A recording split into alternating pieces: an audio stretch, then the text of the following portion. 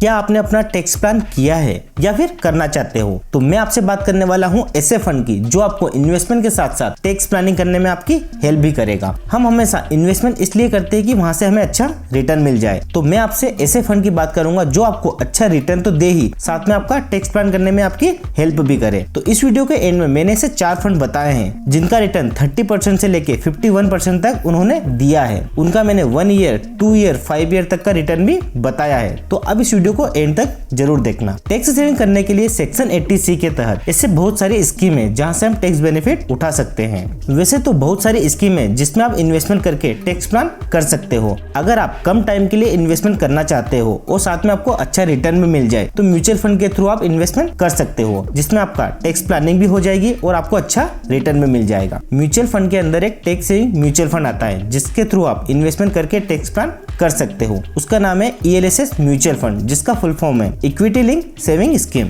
आगे हम ELSS mutual fund को डिटेल में समझते हैं कि ELSS फंड कितना रिटर्न देता है, ELSS फंड के थ्रू कहाँ पैसा इन्वेस्ट होता है और उसका लॉकिंग पीरियड कितना रहता है, और ELSS फंड के थ्रू हम कितना टैक्स प्लान कर सकते हैं। इन सारी चीजों के बारे में हम डिटेल में समझते हैं। नमस्कार, मैं हूं पंकज पाटीदार। स्वागत है आप सभी का। अगर आप चैनल पर नए हो तो चैनल को सब्सक्राइब जरूर कर ले ताकि आप सभी का मुझे मोटिवेशन मिलता रहे और मैं ऐसे ही स्टॉक मार्केट, म्यूचुअल फंड और फाइनेंस से रिलेटेड वीडियोस बनाता रहूं।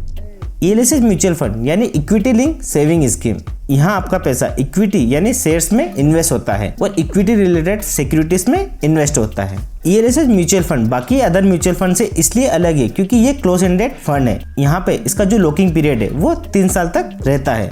इस फंड में आप 3 साल से पहले पैसा विड्रॉ नहीं कर सकते हो। ELSS म्यूचुअल फंड में आप 2 तरह से इन्वेस्ट कर सकते हो। आप चाहे तो एक साथ लमसम अमाउंट जैसे 50,000, 1 लाख या 2 लाख इन्वेस्ट कर सकते हो, या फिर SIP सिस्टमेटिक इन्वेस्टमेंट प्लान के थ्रू मंथली जैसे 5,000, 10,000 या 20,000 तक इन्वेस्ट कर सकते हो या उससे ज्यादा कर सकते हो। अब समझते हैं ELSS म्यूचुअल फंड काम कैसे करता है। इस फंड में बहुत सारे इन्वेस्टर एक ELSS म्यूचुअल फंड स्कीम में पैसा इन्वेस्ट करते हैं। उस म्यूचुअल फंड स्कीम को एक फंड मैनेजर मैनेज करता है उन सारे पैसे को, और उसे वो 3 साल के लिए एक अच्छी कंपनी में इन्वेस्ट करता है ताकि वहां से एक अच्छा रिटर्न मिल जाए। ELSS फंड थोड़ा रिस्की होता है। ELSS फंड में रिस्क इसलिए ज्यादा होती है क्योंकि यहाँ पे पैसा शेयर मार्केट में इन्वेस्ट होता है, पर यहाँ पे रिस्क के साथ साथ आपको रिटर्न भी ज्यादा मिलता है, और टैक्स सेविंग फंड में ये स्कीम एक अच्छा रिटर्न देती है।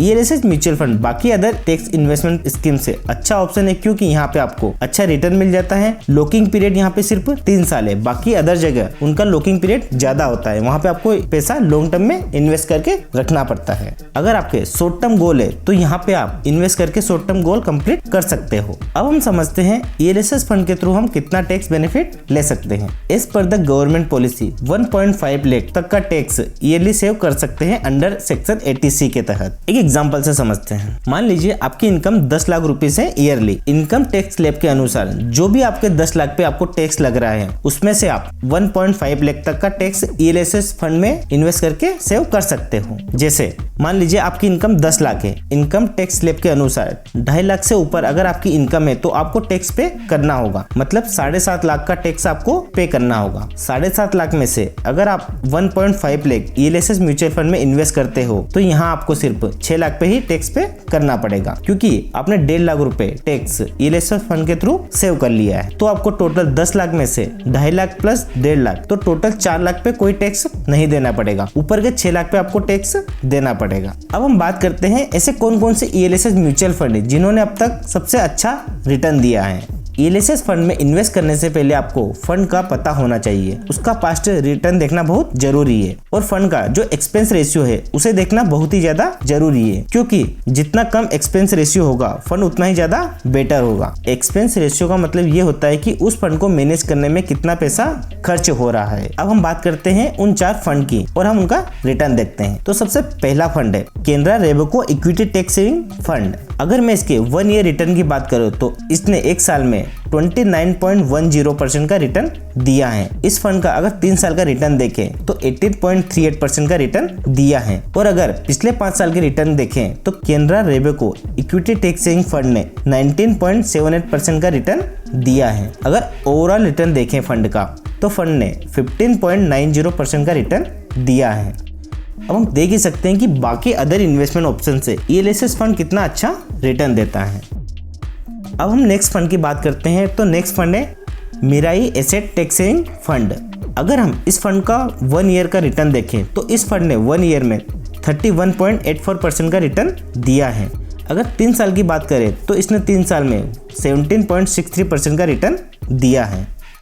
अगर हम पिछले 5 साल का रिटर्न देखें तो इस फंड ने 24.34% का रिटर्न दिया है। अगर इसका ओवरऑल रिटर्न देखें तो Mirae asset tax saving fund ने 21.26% का रिटर्न दिया है।